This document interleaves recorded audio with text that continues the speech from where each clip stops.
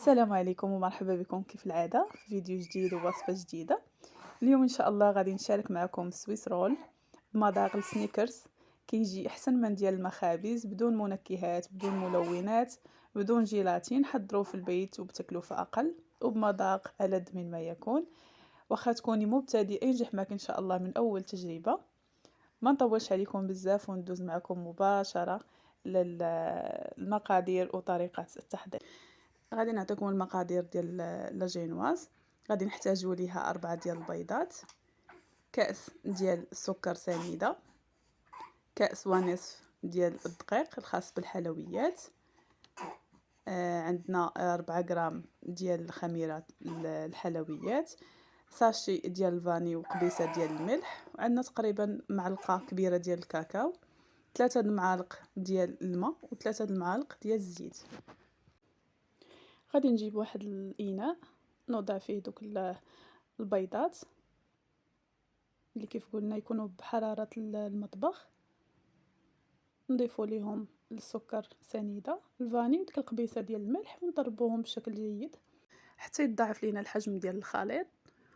وكيف كتشوفوا كنحصلوا على هذه النتيجة.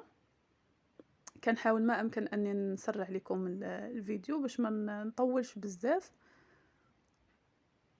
غادي نجيبوا المواد الجافة، الكاكاو، الدقيق والخميرة، ونغربلوهم 2 ديال المرات، ونبداو نضيفوهم على شكل دفعات، ما نديروش الدقيق مره واحده. من بعد غادي نضيفو داك 3 المعالق ديال الماء و3 المعالق ديال الزيت. زدنا عليهم شويه من هذاك الخليط باش ما يهبطش لينا القوام، ونحصلوا على كيك اسفنجي وناجح 100%. يعني كنحاول نعطيكم كاع التفاصيل باش ينجح معكم ان شاء الله من اول تجربه. الفرن كنكونوا سخناه من قبل على درجه حراره متوسطه. الا كان عندكم الفران ديال الضوء غتسخنوه 170 حتى 180. اما القطر ديال اللاطه فهو 40 على 36 صافي. وغادي نخوي الخليط ديالي، كنحاول نخبطها شويه باش كتجينا متساويه صافي. وكندخلها طيب. مده الطهي كتاخذ معنا من 10 حتى 12 دقيقه. ردوا معاها البال، الا خليتوها اكثر من هكا غادي تنشف ليكم. كنخليوها تبرد واحد 5 دقائق، ومن بعد كنزولوها من ورق الطهي.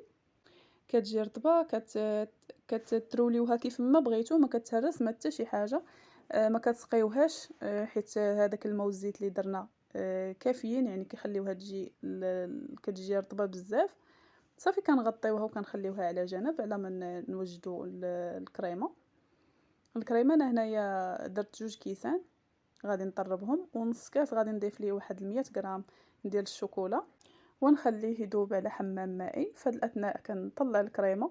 انا دائما كنستعمل هاد لا مارك، كتجيني بنينه وفي نفس الوقت السكر ديالها قليل.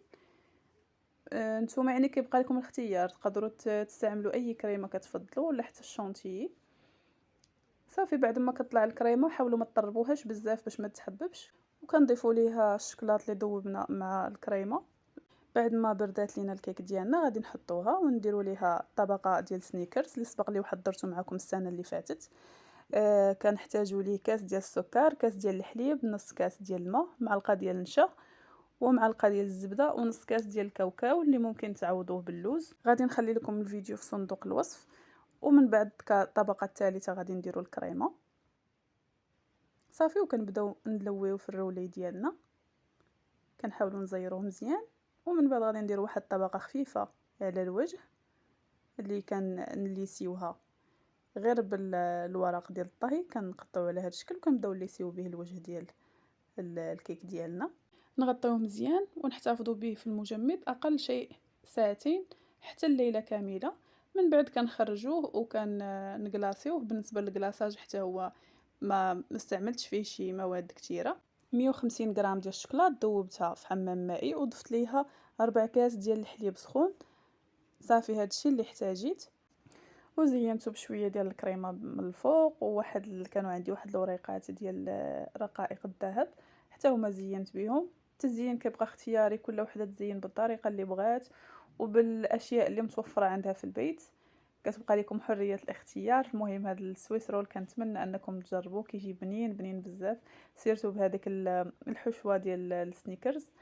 هكا كنكون وصلت معكم لنهاية الفيديو، نهاية وصفة اليوم. خليتكم على خير وإلى اللقاء مع فيديو جديد.